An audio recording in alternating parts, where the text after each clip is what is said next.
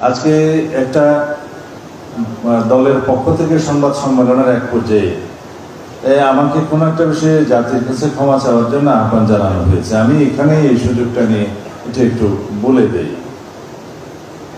যারা গণ অভ্যুত্থানের শক্তি হিসাবে নিজেদেরকে পরিচয় দিয়ে থাকেন এবং তারা একটা রাজনৈতিক দল করেছেন, হয়তো বিভিন্ন কারণে এখনো অভিজ্ঞতা সঞ্চয় করার সুযোগ হয়নি বলেই বিভিন্ন রকমের কথা হয়তো বলে থাকেন। আমি তাদেরকে উৎসাহিত করি যে রাজনীতিতে আরো বেশি অভিজ্ঞতা অর্জনের জন্য, শিক্ষা নেওয়ার জন্য। কারণ আমরা মনে করি আমাদের এই প্রজন্মকে আমরা এগিয়ে দিতে হবে ভবিষ্যৎ রাষ্ট্র বিনির্মাণের জন্য। তারাই আগামী দিনের ভবিষ্যৎ, তারাই আগামী দিনের রাজনৈতিক নেতৃত্ব নেবে। অনেক বেশি আশা করি তাদেরকে নিয়ে।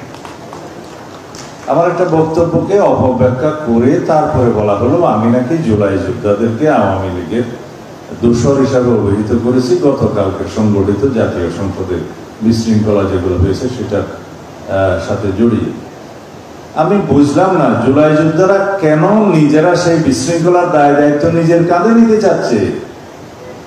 আমি স্পষ্টতই বলেছি সকালের আমার একটা অনুষ্ঠানে শহীদ রাষ্ট্রপতি জিয়াউর রহমানের মাজারে ফুল দিতে গেলে বলেছে আমি বিশ্বাস করি জুলাই গণ অভ্যুত্থানের সাথে সংশ্লিষ্ট জড়িত কোন সংগঠন এবং কোন ব্যক্তি এরকম বিশৃঙ্খলার সাথে জড়িত ছিল না, থাকতে পারে না।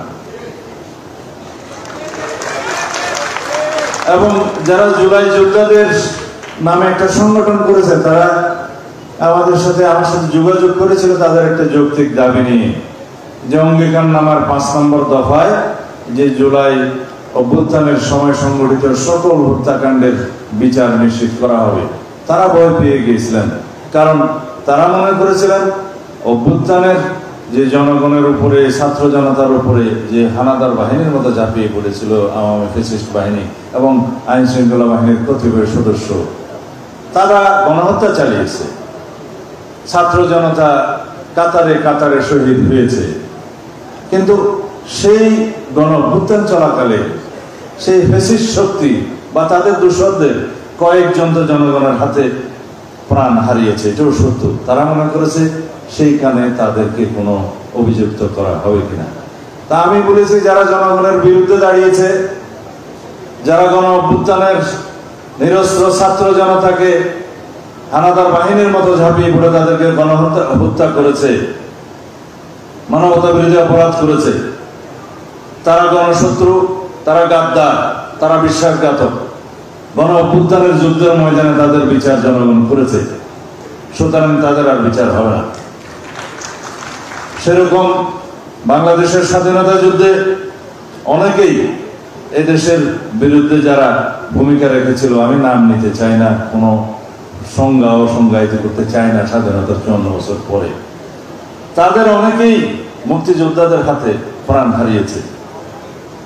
তারা তো দেশদ্রোহী, তারা বিশ্বাসঘাতক, তারা গাদ্দার। তাদেরকে কোনো বিচার হয়েছে? ইতিহাসে সেরকম হয় না।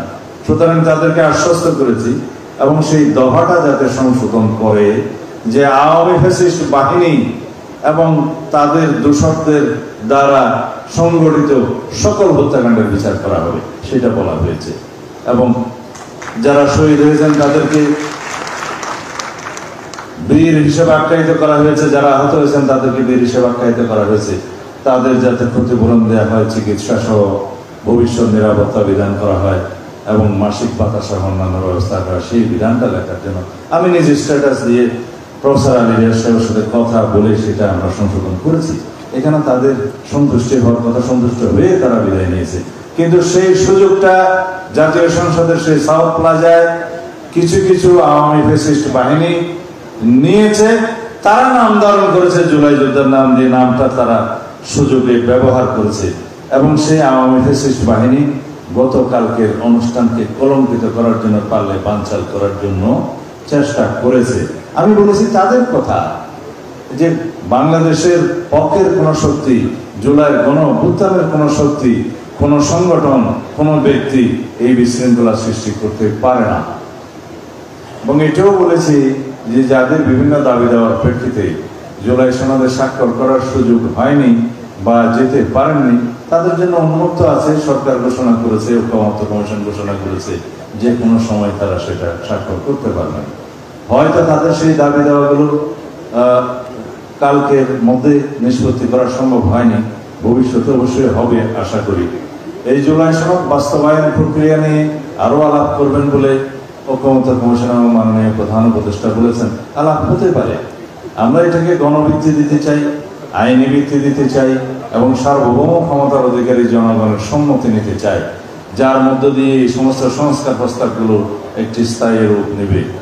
সেটার প্রক্রিয়াতে আমরা আছি, কিন্তু বিভিন্নভাবে নিয়ে বিনিয়ে আসছে যারা রাষ্ট্র ক্ষমতা পরোক্ষভাবে ভোগ করছেন, তারা চায় না খুব শীঘ্র নির্বাচন হোক।